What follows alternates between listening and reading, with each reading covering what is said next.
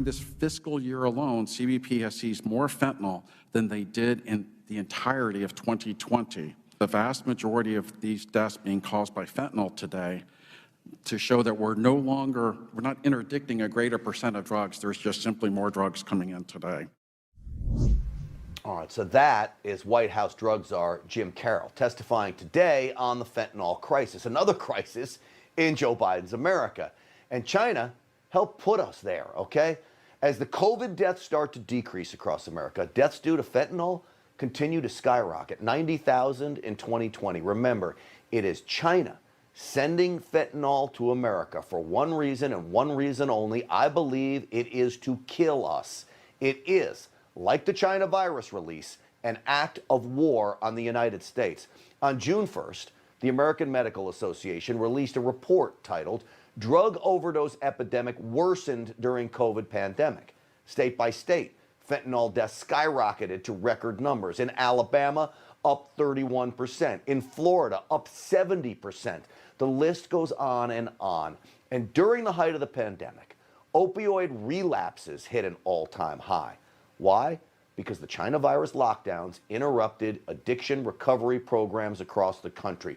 So what is Joe Biden's answer to dealing with the fentanyl addiction that is quickly engulfing this nation?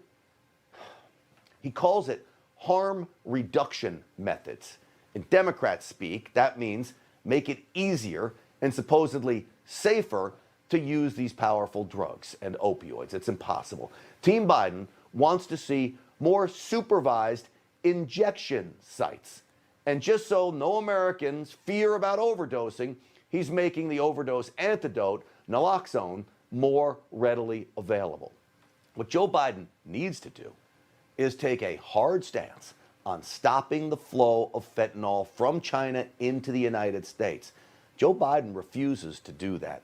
Folks, in almost a bizarre move, Joe Biden killed President Trump's plan to make opioid treatment prescriptions more readily available. He killed the plan that was saving American lives, which means, it sure looks like it to me, our current commander-in-chief is helping the Chinese wage war on us. Well, joining me now is the senator from Florida, Rick Scott. Senator, welcome to the program. You know, your heart goes out to family members that have lost a loved one because of fentanyl opioids here. And then you watch these people that struggle with addiction. I have a family member that has struggled his entire life with addiction. And, you know, your heart goes out to them. And when you see what Joe Biden's doing with no concern about how this is impacting families, when you have a family member that's struggling like this, like you get 5 children, like my mom had, and one of them struggles with it, it's devastating to her. And that's what's going on around this country. Senator, and it's because what China's sending us and what the border's allowing it to come across.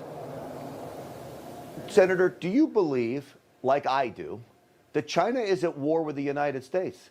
I believe them allowing the China virus to spread was an act of war, really on just about every other nation on earth. And I believe them sending fentanyl is designed to kill Americans. Whether it's a war or not, they're clearly killing Americans, and it's intentional. They're not cracking down on this. So every time, I say this, every time an American buys a product made in communist China, just remember what they're doing. They're helping the government of communist China sell fentanyl in this country. They're helping them steal American jobs, steal technology. They're watching. We know that 1 million people are in prison for their religion. We know this is happening. We know that this coronavirus was, came out of something, has somehow created in Wuhan, and we know the Chinese government covered it up. So stop buying anything made in communist China. Stop helping them build their economy to dominate us. I mean, they hate our values. They hate our way of life.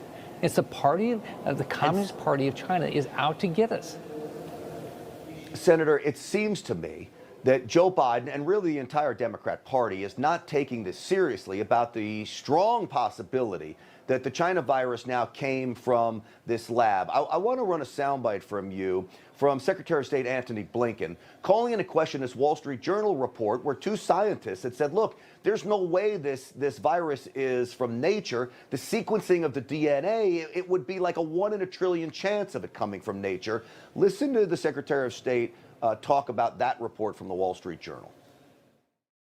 A number of us made very clear the absolute not only inadequacy of that report, but the fact that its methodology and the engagement by China in writing the report was totally insufficient and undermined its credibility. And now the head of the World Health Organization has basically agreed with that.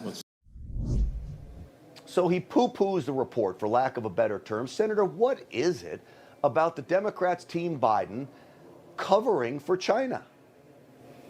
I don't get it. I mean, don't Americans that lost their loved ones to COVID-19 deserve an answer? Don't the parents that lost a loved one that died because of a suicide because they couldn't get back in school deserve an answer? Don't the people that lost their businesses deserve an answer? The Biden administration seems to every day go defend communist China instead of defending Americans' right to find out. We have to know what happened here. One, they need to be held accountable with whoever did this. And two, we don't want this to happen again. Think about how many lives, what, over 500,000 lives have been lost. Don't those families deserve an answer? Yeah, you would think, and you would hope that they would. Real quick, I asked members of Congress, Republicans, is there any Democrats in their chamber that support the idea of holding China accountable? I always get a big no. They can't find anybody. Are there any Democrat senators in your chamber that support the idea of holding China accountable? Real quick, if you can, last word. It's always based on actions, right? No. What have they done? They've done nothing. They've tried to cover, it's politics to try to blame everything on Trump. Yeah. Well, Senator, I appreciate you coming on the program. It's great to get you on. I hope to get you back again real soon. Keep up the great work in Florida, especially. Your state is a model for the rest of the nation. Thank you, Senator. Appreciate it. There is no shortage of global crises these days. Between the global pandemic, Hong Kong, Israeli-Palestinian conflict, the list is long. The world relies on the European Union to offer a united position in defense of human rights, but lately the EU keeps failing. Why? It's got a lot to do with one EU member state in particular, Hungary. Example 1. Last month, Israeli-Palestinian tensions boiled over into one of the deadliest episodes of the conflict in years. The EU wanted to make a statement in support of a ceasefire between Israel and the Palestinian Islamist group Hamas. That statement was never made. Why? Hungary put in a veto. Example 2. Mass pro-democracy protests swept through Hong Kong in 2019. After China enacted a new security law that tightened its control over Hong Kong, the European Union wanted to make a statement expressing its concern over the erosion of human rights. That statement was never made. Hungary put in a veto. I do think that Hungary unfortunately betrays the core democratic values of the European Union, and there are many obvious cases where I think none of the democratic countries should dare to veto decisions. And I think when it comes to the issues of Hong Kong, for example, it is clearly a case like that. This is where the voting process takes place, the Council of the European Union in Brussels. Depending on the issue, decisions are made by a simple majority, qualified majority, or by unanimous vote by all 27 EU member states. EU foreign policy decisions require unanimity to pass. But if EU members cannot even agree on a statement to defend human rights, what does it signal to the rest of the world? Hungary rejects the EU's criticism of its recent veto, saying, quote, according to treaties of the Union, full agreement is needed on important issues such as foreign policy. Hungary therefore acted in accordance with the basic treaty when it vetoed. To accuse Hungary of being non-European because it exercised its right set forth in the treaty is in fact deeply non-European. Of course, Hungary has the right to veto, but the problem is twofold. First of all, Hungary usually vetoes decisions that aim to express the value commitment of the European Union, especially when it comes to foreign policy. Systemically vetoing such decisions is undermining the values of the European Union and undermining the already pretty weak foreign policy leverage of the European Union. So this is one problem. The other problem is that Hungary has gradually become the most pro-Russian and most pro-Chinese member state within the European Union. Hungary has been defying consensus and using its veto card in the EU partly because it wants to increase its economic ties with China. And to do that, it needs to align itself politically with China. Hungary is both an EU and NATO member. But since Orban took office in 2010, he's been openly pursuing an Eastern opening strategy in the hopes of attracting Chinese investment. The coronavirus pandemic has moved this strategy forward. At the beginning of the pandemic, Prime Minister Viktor Orban himself inspected tons of supplies that had arrived at the Budapest airport from China: ventilators, protective gear, and more. In the latest move toward China, Hungary's foreign minister announced the country would begin to produce China's Sinopharm in 2022. Hungary is also the only country in the EU to inoculate its citizens with the Chinese COVID-19 vaccine, not to mention the diplomatic ties, the welcome ceremonies for the Chinese Premier Li Keqiang in Hungary, and various visits by Orban with President Xi Jinping in China. The implications of Hungary turning to China are concerning for the EU, especially for NATO's security. A detailed report by Hungarian investigative outlet Direct 36 documented how the country's Eastern opening policy creates a friendly environment for Chinese intelligence. In short, making Budapest a spy hub. There's an increasing number of Chinese students flowing in to the country, and China is known for using its citizens, forcing them to feed information to Chinese intelligence. And of course, China is mostly not interested in what's happening in Hungary. They are not interested in Hungarian high-tech because there are none. One of the most controversial Chinese projects in Hungary is yet to be built. By 2024, Shanghai's Fudan University wants to open its very first European campus in Budapest at this site. Hungary plans to finance the mega project reportedly through a 1.5 billion euro loan from a Chinese bank. Construction will be carried out using Chinese materials and labor. So who benefits? Hungary, I think, has vetoed the most in favor of China. So China is the number one beneficiary of Hungary's disruptive power inside the EU, but we don't actually see Chinese foreign direct investment flowing in, pouring in to the country.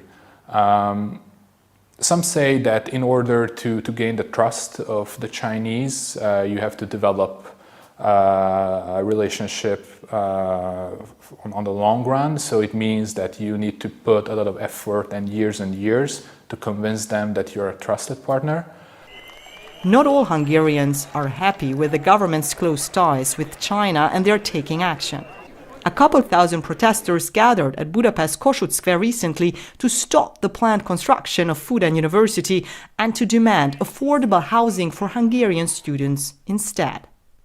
At the planned construction site of the campus, Budapest Liberal Mayor Karácsony has put up new street signs. He's a key critic of Orban. The signs now read Free Hong Kong Road or Dalai Lama Road, an attempt to underline that possible political and economic gain should never outweigh speaking up against human rights violations. So what is the purpose of the vetoes exercised by Orban's government? That Hungary only vetoes the decisions that they feel that are rather symbolic, therefore they do not really block anything, but at the same time this way he can send gestures towards Beijing, towards Moscow, and towards other illiberal and authoritarian states that you have an ally within the European Union. Hungary obviously serves as an outlier and wants to be an outlier, and I think it clearly undermines the image of the European Union, the leverage of the European Union, and also the European Union's role as a kind of democratic model. For the EU to live up to its credentials as a defender of human rights, it needs to find a way to bring Hungary back into the fold. Critics who say networks like Fox News and Newsmax fueled election misinformation want cable providers to drop them, just as Twitter and Facebook dropped former President Trump. But that's going to be an uphill battle for a few reasons. Bloomberg media reporter Jerry Smith joins me now with more. Hey, Jerry, happy Friday, and thanks for being here. I loved your most recent story on Bloomberg all about this. Fox News was the most watched cable news network in the U.S. last year. So despite the fact that critics are saying, hey, we want our cable providers to give up actually providing us with Fox News, give us an idea of how hard it would be to get those cable providers to drop the network. Yeah, that's right. I mean, since the Capitol riot a couple of weeks ago, there's been this growing debate about who should be held responsible.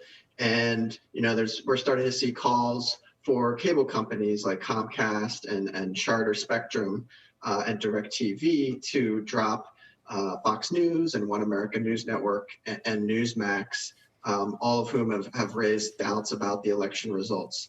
But it's a little more complicated than, say, Facebook or Twitter or YouTube suspending someone who violates their policies. Cable channels have ways of actually ensuring that they don't get dropped. For example, Comcast, they own their own news channels like MSNBC and CNBC, and there are some limits. The FCC put some limits on Comcast, and anyone like Comcast, they can't discriminate against other channels that compete with their own. So it would be very challenging for them to drop another news channel. You know, another thing about the way the media business works is channel owners, they sell all their channels as a bundle. So if you wanted to drop Fox News, you would also, you know, your customers would also lose access to the Fox broadcast channel, which airs NFL games. And so someone who's a Comcast customer might be disappointed, you know, that they can't see an NFL game, even if they don't want to pay for Fox News. Yeah, so talk about that a little more here, Jerry, because just because, you know, a cable provider or somebody who's a critic of Fox News says, hey, we want you to stop carrying Fox News, that could mean that, you know, the company that owns Fox News could say, okay, well, then, you know, if that's the case, we're going to drop other Fox networks from this cable provider, and then you won't have your NFL games, right? Exactly. You know, and another thing, you know, Newsmax and One American News Network, they are, you know, they're not part of these media conglomerate like Fox News is. So, but they have their own way that they could potentially make sure they don't get dropped. The FCC, there's these statutes called least access rules. And essentially, if you're an independent programmer, you can pay to get distribution. Normally, the cable provider pays the channels for the rights to carry their channels, but you can actually pay if you're an independent channel to make sure that you get on the cable dial. We saw that a couple of years ago, actually, a channel called RT, you know, is once known as Russia Today. They managed to pay to get distribution on a lot of cable systems, even though there was this government report that the U.S. government put out saying that they had, you know, helped the Russian government allegedly, you know, interfere with the 2016 election. So it is very challenging to actually drop any of these news channels, even though there's growing calls for these cable providers to do that. There's a really interesting line in your piece, Jerry. You write that before the Capitol riot, cable and satellite TV providers, they went largely overlooked in the debate over how to shut down misinformation. Well, at the same time, companies like Facebook and Twitter and YouTube, they've lived under a microscope. And you write that TV companies would likely prefer to keep it that way. I know you spoke to sources at these companies. What in general are they telling you, and what are the TV companies saying about this debate? Yeah, my colleagues and I reached out to all the major paid TV companies, and very few of them had anything to say about this. I think they would probably like for this topic to go away. You know, most of them either didn't respond or declined to comment. You know, the news channels, they all insist that they had nothing to do with, you know, inciting the riot at the Capitol a couple weeks ago. And they say that any suggestion that they should get dropped from any cable TV package is censorship. So, right now the cable providers are getting more scrutiny, which is unusual for them because this is a conversation that has really focused more on the social media platforms, and for the most part, they are remaining quiet. What about when it comes to blatant misinformation on the actual TV channels, on the networks? Is there any sort of loophole for the carriers to drop a network because of the type of content that's there? I mean, these carriage contracts are really long and complicated. But I think for the most part, there's a lot of different ways that the channel owners can make sure that they don't get dropped. And it's certainly if you're a cable provider right now, you're kind of damned if you do, you're damned if you don't. Yeah. If you continue to carry these channels, you're going to get some criticism, and if you drop any of these channels, you're going to get a lot of criticism as well, probably from the people who watch them. So they're in kind of a difficult situation right now. And, broadly speaking, the cable industry is losing a lot of TV customers. So I think they are trying to tread very carefully because this is a business that's already starting to decline.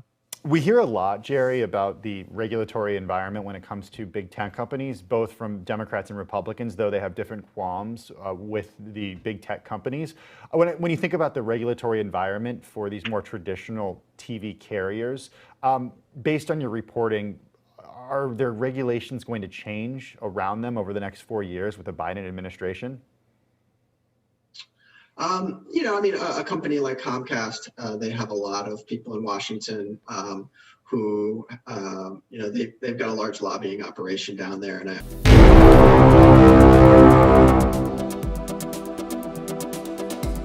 Like and subscribe to the channel, hit the bell so you get notifications anytime I go live and make a video. Make sure you still subscribe to my channel, like this video, comment on this video, share this video.